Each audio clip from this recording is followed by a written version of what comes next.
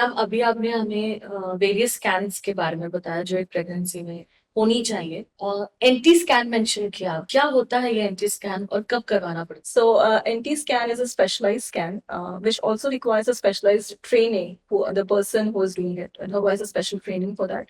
So it is done between 11 to 14 weeks, specifically when the size of the baby is between 45 to 84. और मैं ये mention करना चाहूंगी, बहुत बार ऐसे होता है क्योंकि हम बोलते हैं 45 to जो 84 है, तो बहुत बार ऑब्स्टिटिशियंस हमारे पास में बहुत जल्दी भी भेज देते हैं 45 mm पे, बट तब ना बेबी थोड़ा छोटा होता है, तो मैं प्रेफर करती हूँ कि 65 mm से ज्यादा अगर बेबी का साइज हो उसके बाद में मैं बेबी का एंटी स्कैन करना प्रेफर करती हूँ, क्योंकि तब जो चीजें हैं वो हमें अच्छे से दिखाई देती है। है?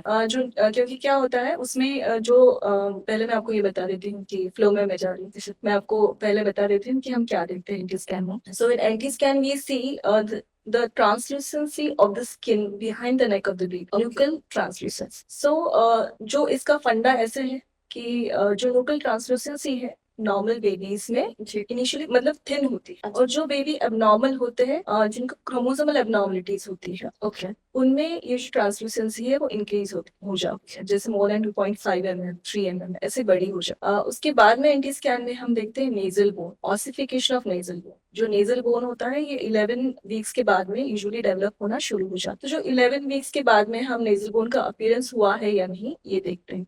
तो इन एनी केस अगर ये न्यूक्लियर ट्रांसल्यूसेंसी ज्यादा है और नेजल बोन नहीं दिख रहा है तो पॉसिबिलिटी ज्यादा है कि ये बेबी में कोई क्रोमोसोमल एबनॉर्मलिटी हो सकती है। एट द सेम टाइम सिर्फ इतना ही नहीं है, इसके साथ में भी हम बेबी का स्ट्रक्चर भी देखते हैं।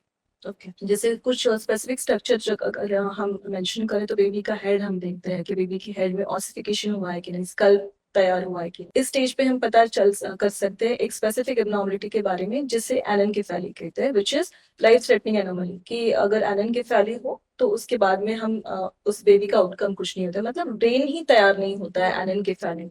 अच्छा, तो जो स्ट्रक्चर है जिसमें हम हेड देखते हैं, अगर हेड दिखा तो एनएनकेफेली रूल आउट हो जाती है। बाद में बेबी के हाथ पैर दिख रहे हैं, मोस्ट ऑफ द टाइम्स क्या होता है जो बेबी के हैंड के फिंगर्स है ये बहुत अच्छे से हमें इस सोनोग्राफी में दिखते हैं। तो अगर इस सोनोग्राफी में फिंगर्स दिखे तो इसका मतलब है कि बहुत ज्यादा पॉसिबिलिटी है कि बाद में भी ये ठीक ही हो। उसके बाद में हम थोड़ा सा हार्ट का इनिशियल स्ट्रक्चर है वो देखते हैं। बेबी का जो एब्डोमिनल वॉल है उसके ऊपर कुछ हर्निया या कुछ एबनॉर्मल प्रोट्रूजन ऑफ बावेल है या नहीं, जिसे हम ओम्फेलोसील या गैस्ट्रोकाइसिस ऐसे कहते हैं, वो हम देखते हैं।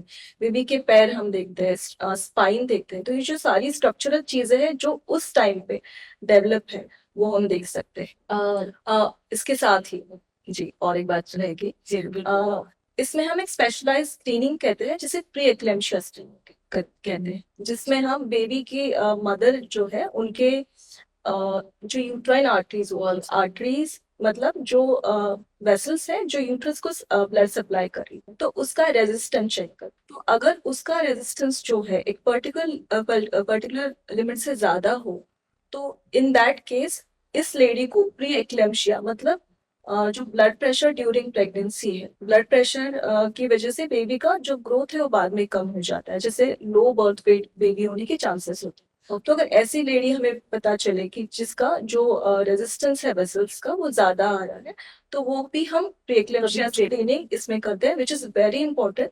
क्योंकि इसमें अगर हम टाइमली इंटरवेंशन करके मेडिसिन शुरू कर दे, जिसे हम एस्पिरिन कहते हैं, एस्पिरिन हम शुरू करते हैं 150 मिलीग्राम जो प्रेग्नेंट लेडी है उनको।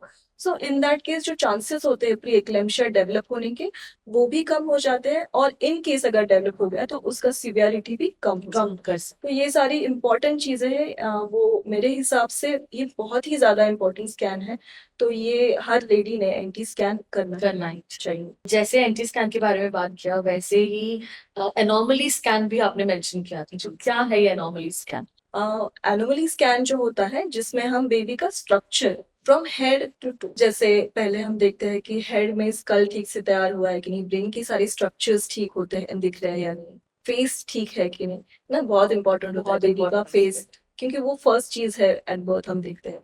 जो दोनों आईज, कभी कभी क्या होता है आईज भी नहीं होते हैं कभी बेबीज को, तो आईज है, क्लेफ्ट लिप क्लेफ्ट पैलेट को रूल आउट करते हैं। उसके बाद में हम स्पाइन देखते हैं बेबी का। हार्ट का थोड़ा सा एंटी स्कैन से थोड़ा सा और ज्यादा इवेल्यूशन होता है, जिसमें हम चैम्बर्स और आउटफ्लो ट्रैक्ट्स है वो देखते हैं। ओके उसके बाद में abdominal structures, kidneys, bladder, okay ये सारी चीजें, हाथ पैर, जैसे मैंने पहले कहा था, तो ये सारी चीजें हम एनुअली स्कैन में देखते हैं।